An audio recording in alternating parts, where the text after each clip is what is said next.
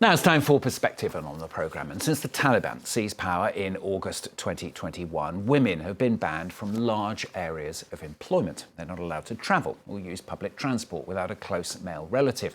They have to cover their faces and can be arrested for immorality if they violate dress codes.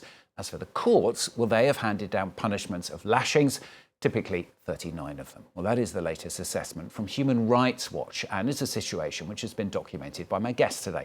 Mélissa Cornet is a writer and researcher on gender and conflict, and Kiana Hayeri is an Iranian-Canadian photographer. They're both co-authors of the project No Women's Land, an intimate look at the battle for women's rights in Afghanistan. The project's now been awarded, in fact, with the Carmignac Photojournalism Award by the Carmignac Foundation. Thanks for coming in and talking to us. Congratulations, first of all. We're going to start off by looking at some of the pictures. Going to start with you, Kiana. The first one was taken in Kabul in February, in the snow. We're going to see. Looks like fun, but always a bit of fear behind it.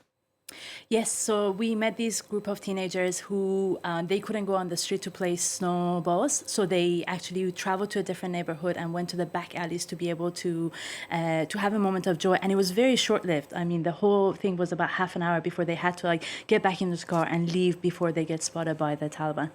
I mean, you can see, looks like a lot of fun, but fear really behind it, would you say?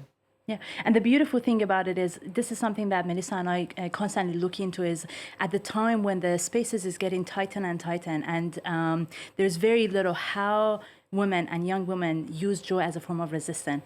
I mean, resistance is very, it depends on the environment that you come from, and for Afghan women, for many of them, existing or having a moment of joy or finding little ways to express themselves is a way of resistance.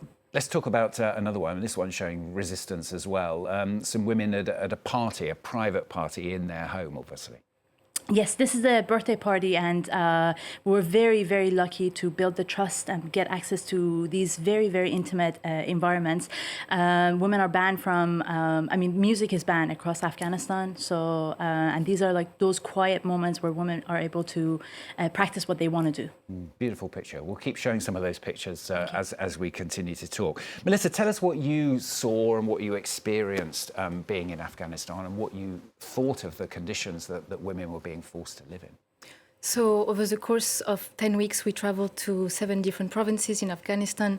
We interviewed more than 100 women and girls, and we really wanted to try to show the realities and nuances of their experiences, trying to go a little bit beyond the narrative or, they are victims of the Taliban. The situation is dramatic, but we wanted to show how they manage, like Kiana said, to still carve small spaces of joy and resistance, whether it's having a birthday party, whether it's playing music, whether it's continuing to work despite the fact that it's extremely complicated for them today.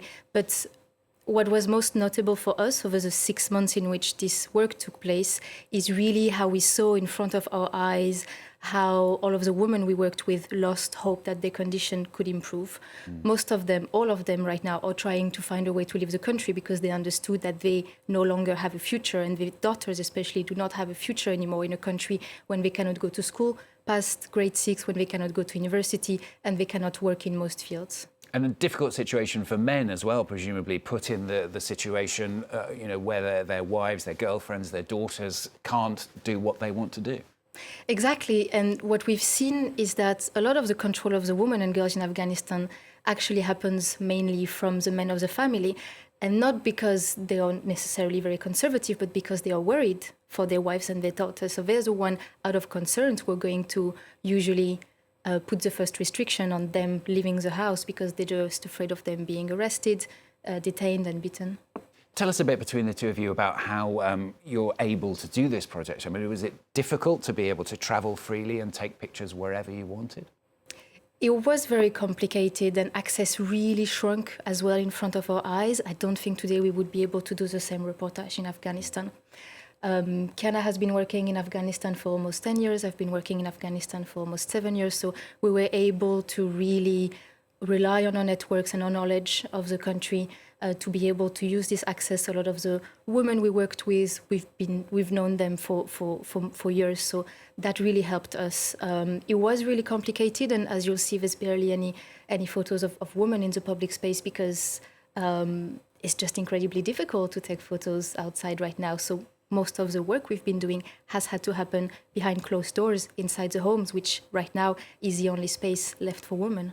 Presumably very difficult for some of the women, particularly as time goes on, to take part and to help and to talk to you as well. Absolutely, and this is the safety of women that we spoke to was our highest priority, and we constantly had to reflect throughout the project, throughout this 10 weeks we were on the ground, and sometimes make decisions on their behalf of like, is this safe to show, is this not, should we take the photo with their identities or not? I mean, lovely photos looking at them. I mean, what are you looking for when you take a picture? I mean, I'm sure you took a lot more pictures than we're seeing, but what kind of angle, what kind of influences are you looking for to create the perfect picture? I mean, I think photography, it's like you follow the light. I believe you follow the light and everything else comes with it. And that's for the photography, but also in terms of subject matter, we wanted to show Afghanistan in a different light. I have been working in Afghanistan for 10 years and I wanted this project, perhaps one of my last in Afghanistan, to look very different. So even the visual language of my photography is different in this one. We used a lot of neon lights, which is something that is used on the outside, but we brought the neon lights into women's homes. If they're not able to go out, we're going to bring it into their spaces. And what about how this came about in the first place? I mean, you've obviously both been in and around Afghanistan for a long time, but why is this a project that you both particularly wanted to do? For both of us, I think it's kind of like a testimony to the attachment we have to the country. We both know it might be our last project in Afghanistan. So we were very pleased when the Carmignac Foundation, the Photojournalism Award, decided to focus this year's edition on women's rights in Afghanistan. So we applied and we were very lucky to have the space, the time over the course of 6 months to really do this work. It's a luxury today to have so much time to go and meet with hundreds of women, spend time with them, but also visit them, like a few times over the course of these 6 months to really build this trust that we need to be able to show them in this light. We really wanted to go beyond this narrative of, we didn't want to show like women in burqa begging in front of a bakery, basically wanted to show them really with respect and dignity how they wanted to be portrayed. And great to have it recognised by such a prestigious award. Absolutely, for sure. And I think honestly, we have to acknowledge the women who have come and spoke to us and put themselves in front of our camera. They are the one with a lot of courage, that they're willing to take the risk to speak up in the time that even like meeting with us could have gotten them in danger. That has to be acknowledged. Do you have any hope? I mean, the situation obviously has got worse and worse and worse. But, things change. I mean, hopefully at some point things will not be as restrictive. It's a very tough question. It's a question we asked to almost every woman we met. And unfortunately, none of them has hope today that things can improve under the Taliban regime. All of them are looking to leave the country. We do find some hope in the resilience that they have, in the fact that they just refuse to have their humanity raised like the Taliban are trying to. By carving this small moment of joys, meeting with girlfriends and dancing, things like that. But it's really, really hard. And especially we see now how Afghanistan has completely fallen off of the agenda for most governments, media and all. And so for us, it was so important to continue to document it and make sure that these stories are still brought to Paris and brought to other cities in Europe. Well, great to see the pictures. Thanks very much for coming in and sharing them with us here on France 24. If you are in Paris or you're coming to Paris, the photos are going to be on display, in fact, at the Réfectoire des Cordeliers in central Paris from the 25th of October. So that's from this Friday until mid-November. They'll be on display there. So thanks very much once again and congratulations on the award. Thanks for having us.